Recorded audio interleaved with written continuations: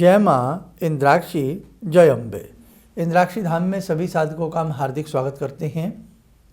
आज हम बताने वाले हैं, कई बार किसी साधु सन्यासी से हमें कोई मुद्रा, सिक्का, रुपया वो हमें वरदान स्वरूप में दें या प्रसाद रूप में दें, हमें उसका क्या करना चाहिए।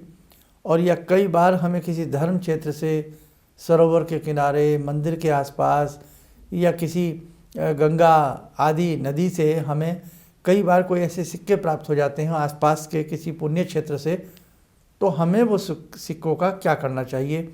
या सिक्का मिला, पैसा मिला, कई बार हमें सोना धातु भी प्राप्त हो जाती है। ऐसे कई किस्से सुनने में आए हैं कि हमें सोने की अंगूठी, बाली, चैन ऐसी चीज़ मिली, तो हमें क्या करना चाहिए, है ना। आप अपने नॉलेज के लिए कई बार भविष्य में किसी के साथ ऐसी घटनाएं घट सकती हैं, तो उन्हें क्या करना चाहिए। और कई बार साधु सन्यासी आपको प्रसाद रूपेण में ऐसा कुछ दे सकते हैं, तो उसका आपको क्या करना चाहिए। आज का पहले पंचांग, फिर इस पर पूरी चर्चा करते हैं। 10 जनवरी सन 2026, दिन शनिवार, संवत 2082, माघ मास, कृष्ण पक्ष, तिथि आज सप्तमी है अभी, लेकिन 8:24 तक है। उसके बाद अष्टमी प्रारंभ हो जाएगी। नक्षत्र हस्त, राहु काल 9 से 10:30, दिशा शूल, पूर्व दिशा।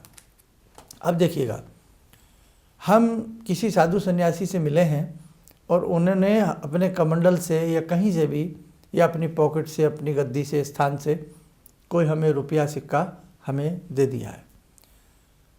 अब हम उसका क्या करें। वो समझ लेना प्रसाद रूपेण है, उसको कभी हमें खर्च नहीं करना चाहिए। साधु सन्यासी की उसमें तप होता है, उनके हाथ से छुई हुई वो मुद्रा हो जाती है। वो मुद्रा भले ही 1 रुपये की हो, लेकिन वो स्वर्ण के मानिंद बन जाती है। इसलिए कभी भी किसी तपस्त्री से, किसी तपस्वी से, किसी अपने परिवार के बड़े बुजुर्ग से कोई हमें ऐसा पैसा प्राप्त होता है, ऐसा धन प्राप्त होता है, तो उसको लाल कपड़े में थैली में रख करके या लाल कपड़े से आवेष्टित लपेट करके उसे हमें अपने गल्ला लोकर तिजोरी में रख देना चाहिए। इसी के साथ साथ एक बात और है, कई बार हमें किसी बड़े बुजुर्ग से कोई सगन की प्राप्ति होती है और वो बहुत ही खुश होकर के, चाहे हमें वो 10 रुपया प्रदान करें, और वो बहुत प्रसन्नता के साथ वो हमें 10 रुपया या जो भी वो हमें देते हैं। हालांकि प्रचलन नहीं है, लेकिन जो हमारे बड़े बुजुर्ग हैं तो वो हमें 5 रुपये ही क्यों ना दें, सगन के रूप में किसी महिला को मिलते हैं या किसी बच्चे को, की तो बात अलग है यहाँ पर, लेकिन किसी वयस्क को मिलते हैं, तो वो पैसे भी बहुत कीमती होते हैं।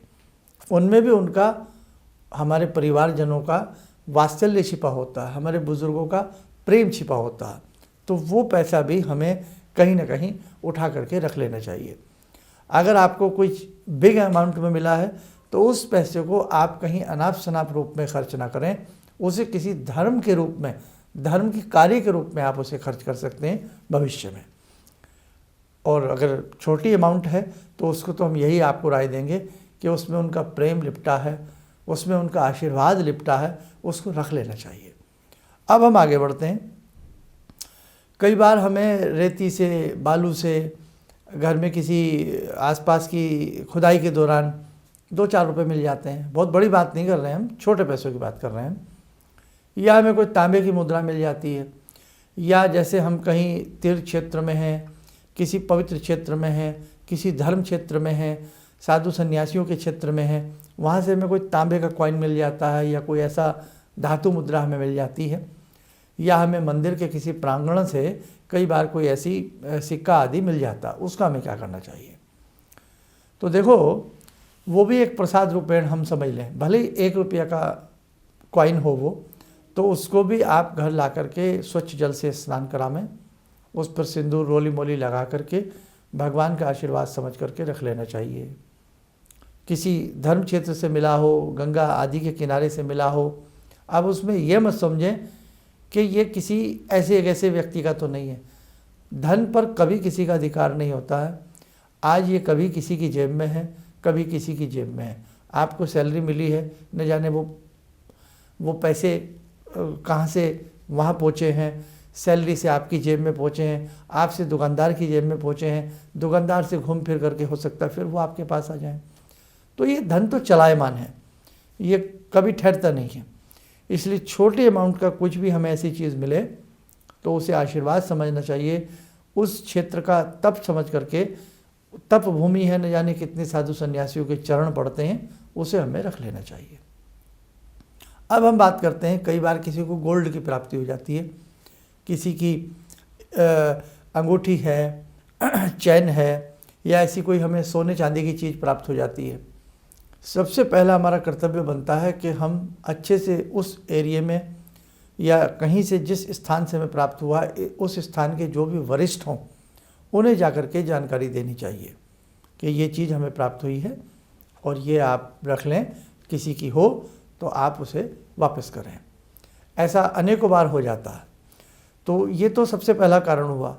और आप कहीं सुनसान स्थान पर हैं, आप किसी सुनसान स्थान पर हैं और वहाँ से आपको कोई ऐसा गोल्ड या ऐसी कोई चीज़, चाहे छोटी ही हो, आपको प्राप्त हो जाती है, तो आप उस स्थान पर कुछ देर ठहरें ज़रूर, क्योंकि हो सकता है जिसकी वो चीज़ गिरी हो वो शायद घूमता फिरता हुआ व्यक्ति आ जाए।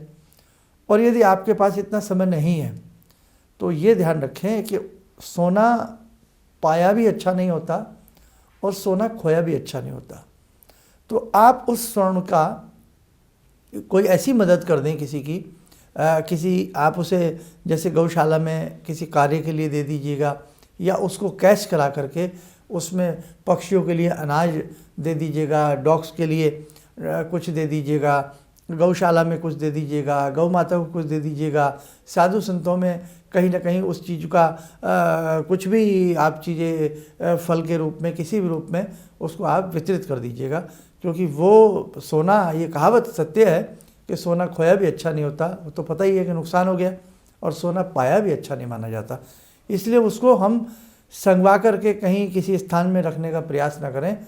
कई बार ऐसी स्थितियां हमने देखी हैं कि आपके पास जो धन संग्रह है वो भी लिपट करके उसके संग निकल जाएगा, क्योंकि ये जिसका था उसके पास नहीं रहा, तो आपके पास भी ये ठहरेगा नहीं।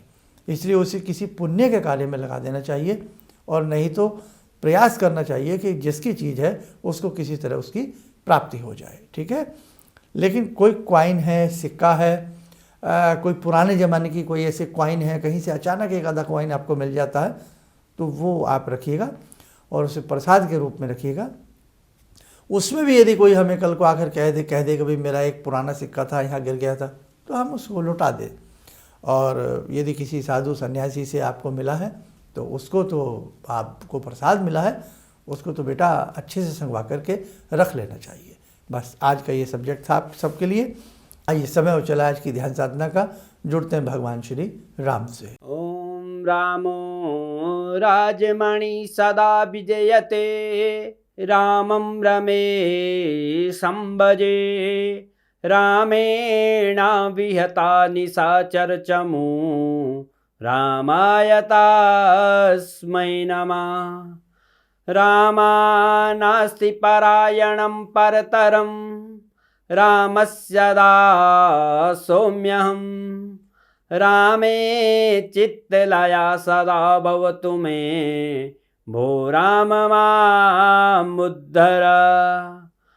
राम रामेति रामेति, रमे रामे मनोरमे, सहस्रनाम तत्तुल्यं, राम नाम वरानने। आदो राम तपोवनं दिगमनं, हत्वा मृगं काञ्चनं, वैदेही हरणं जटायुमरणं, सुग्रीवसंवासनं, बाले निग्रहणं समुद्रतरणं, लङ्कापुरे दाहनं, पश्चात् रावणकुम्भकर्णहननम्, एतद्धि रामायणम्, एतद्धि रामायणम्। कवच बना लें, ध्यान करें, राम जी का शुभ आशीष हम सबके ऊपर बरस रहा है।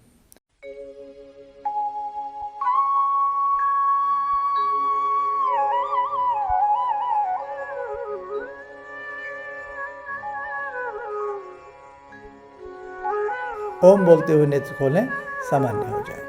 देखो साधकों, बड़ी छोटी छोटी बातें हैं, कई बार हमें उनका पता नहीं होता है और हम उन्हें जानने का, पूछने का प्रयास करते हैं।